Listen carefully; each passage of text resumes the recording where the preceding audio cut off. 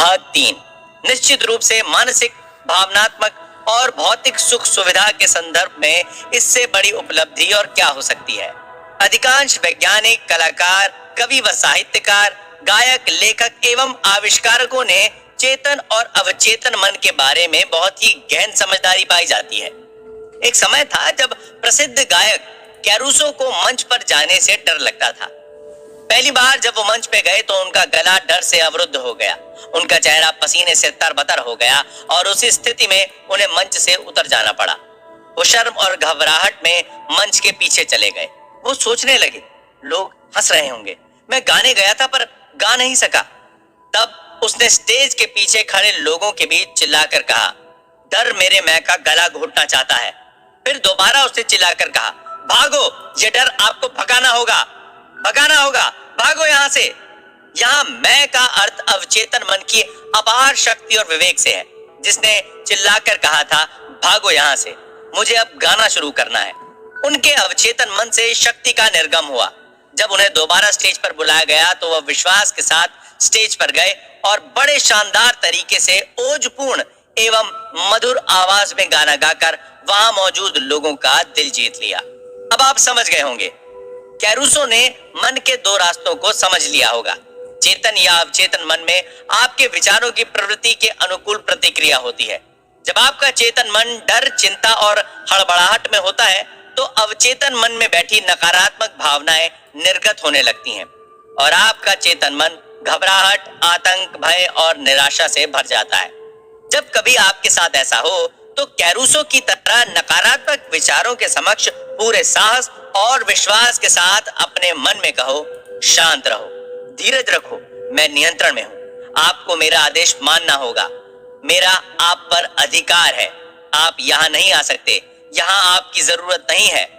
यह बड़ा अजूबा और रोचक होगा जब आप खुद अपने को कहते हुए देखेंगे कि किस विश्वास और संयम से आप नकारात्मक विचारों को भगाकर मन को फिर से शांत, मधुर और सौहार्दपूर्ण बनाते हैं। अवचेतन मन चेतन मन का विषय है और इसीलिए इसे अवचेतन या विषय मूलक कहते हैं।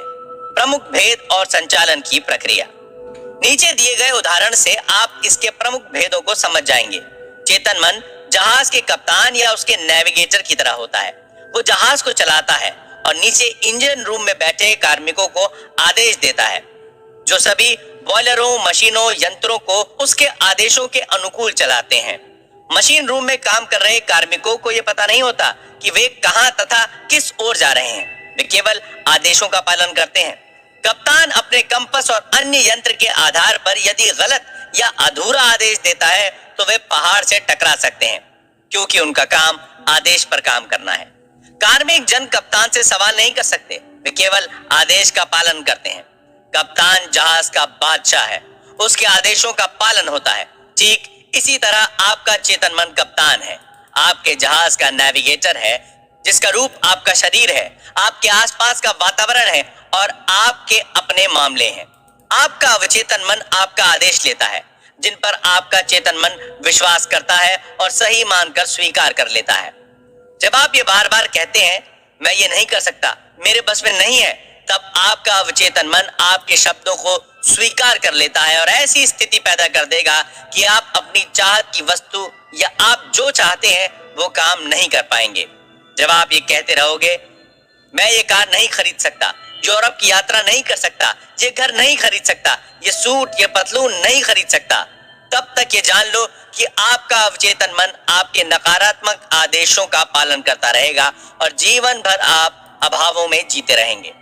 पिछले वर्ष क्रिसमस से पूर्व यूनिवर्सिटी की एक सुंदर छात्रा ने एक स्टोर विंडो में एक कीमती सफारी बैग देखा था। वो अपने घर न्यूयॉर्क जाने वाली थी। वो कहने वाली ही थी कि मैं ये बैग नहीं खरीद सकती, तभी उसे मेरा लेक्चर याद आया, जिसमें उसने सुना था, कभी नकारात्मक वाक्य अधूरा मत छोड़ो, फौरन उसे उलट दो और देखोगे कि आपके जीवन में क्या जादू होता है। उसने कहा, यह बैग मेरा है, यह बिक रहा है, मैं मन में इसे स्वीकार करती हूँ और मेरा अवचेतन मन देखेगा कि यह मुझे मिलता है।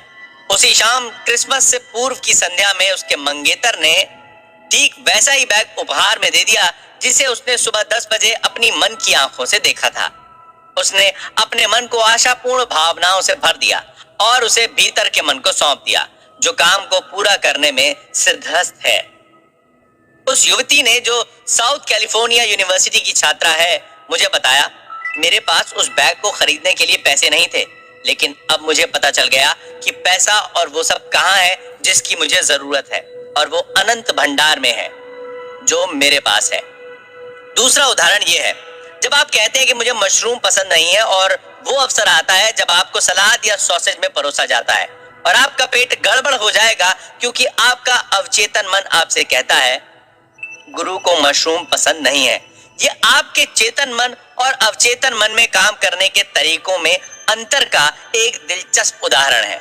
एक महिला कहती है, मैं रात में कॉफी पी लेती हूँ तो मेरी नींद रात में 3 बजे खुल जाती है। जब कभी वो कॉफी पीती है, उसका अवचेतन मन धीरे से टोक देता है, गुरु चाहता है कि आप रात भर जागती रहो। आपका अवचेतन मन दिन व रात 24 घंटों काम करता है और आपके लिए, आपके फायदे के कामों में लगा रहता है। आपकी रोजमर्रा की आदतों के परिणाम आपकी गोद में डालता रहता है। कुछ महीने पहले मुझे एक महिला ने लिखा, मैं 75 साल की एक विधवा हूँ। मेरे परिवार के सब लोग अपनी अपनी जिंदगी में व्यस्त हैं। मैं अकेली पेंशन पर अपना जीवन निर्वाह कर रही हूँ। मैंने अवचेतन मन पर आपका व्याख्यान सुना था, जिसमें आपने कहा था कि विचारों को अवचेतन मन में बार बार दोहराकर विश्वास और आशा के साथ कहा जाए तो वे सफल हो जाते हैं। मैंने अक्सर आशापूर्ण भाव से दोहराना शुरू किया, कोई मुझे चाहता है। मैं एक दयालु, प्यार करने वाली आध्यात्मिक व्यक्ति से शादी करके सुखी और सुरक्षित जीवन व्यतीत कर रही हूँ। मैं इसे 2 सप्ताह तक दिन में कई बार दोहराती रही। एक दिन पास की दवा की दुकान पर मेरी भेंट एक रिटायर्ड फार्मासिस्ट से हुई। मैंने महसूस किया कि वो एक समझदार, धार्मिक और दयालु प्रवृत्ति का व्यक्ति है। वो मेरी प्रार्थना का पूर्ण रूप से उत्तर था। 1 सप्ताह के अंदर ही उसने मेरे सामने विवाह का प्रस्ताव रख दिया और अब मैं उसके साथ हनीमून पर यूरोप की यात्रा कर रही हूँ। अब मैं जान चुकी हूँ कि मेरे अवचेतन मन के विवेक ने हम दोनों को एक दैवी शक्ति के जरिए मिला दिया है। उस महिला को पहली बार ये पता चला कि खजाना उसी के पास है। उसकी प्रार्थना उसके हृदय से निकली थी और उसका निर्णय अवचेतन मन के रसाकर्षण में डूब गया, जो रचनात्मक माध्यम है। जैसे ही वो अपनी चाहत को मूर्तिमान करने में सफल हुई, उसके अवचेतन मन ने आकर्षण के सिद्धांत पर उत्तर खोज निकाला। निर्णय करो कि आप जिन बातों को सोचते हो वे सच्ची हैं, निष्कपट हैं, न्यायपूर्ण हैं, पवित्र हैं, सुंदर हैं, अच्छी मानी जाती हैं। यदि कोई सद्गुण है और यदि कहीं प्रशंसा है तो उन्हीं बातों को सोचें। खजाना आपके भीतर है। अपनी हार्दिक इच्छाओं की पूर्ति के लिए अपने भीतर झांक कर देखें। सभी युगों में महापुरुषों का विलक्षण रहस्य यही था कि वे अवचेतन मन की शक्तियों से संपर्क करके उसका उपयोग करने में दक्ष थे। आप भी चाहकर ऐसा कर सकते हैं। आपके अवचेतन के पास आपकी सभी समस्याओं का समाधान है।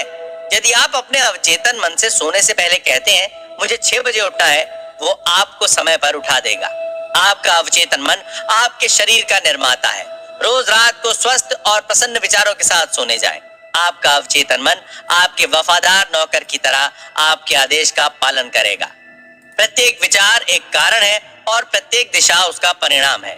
यदि आप पुस्तक लिखना चाहते हैं, नाटक या कहानी लिखना चाहते हैं, अपने दर्शकों के सामने प्रभावपूर्ण भाषण देना चाहते हैं, तो अवचेतन मन को बड़े प्रेम व माधुर्य से बताओ और वो आपके लिए अनुकूल काम करेगा।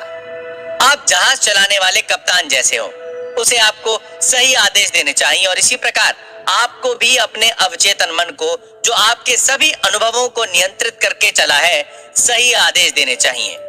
मेरे बस में नहीं या मैं नहीं कर सकता जैसे नकारात्मक शब्दों का प्रयोग कभी न करें। आपका अवचेतन मन आपके शब्दों को ज्यों का त्यों ले लेगा और देखेगा कि आपके पास कभी पैसा न रहने पाए या आप में कुछ करने की क्षमता न रहने पाए। प्रतिज्ञा करें, मैं अपने अवचेतन की शक्तियों के माध्यम से सभी काम कर सकता हूँ। जीवन का नियम ही आस्था का नियम है। आपके मन का विचार ही आस्था है। नुकसानदेह और दुखदायी बातों में विश्वास न करें। आपको संपन्न और मजबूत बनाने, आपको प्रेरणा देने, आपका उपचार करने वाली अवचेतन मन की शक्तियों पर विश्वास जमाओ। अपनी आस्था के अनुकूल आप बनेंगे। अपने विचारों को बदलेंगे तो आपकी किस्मत बदलेगी।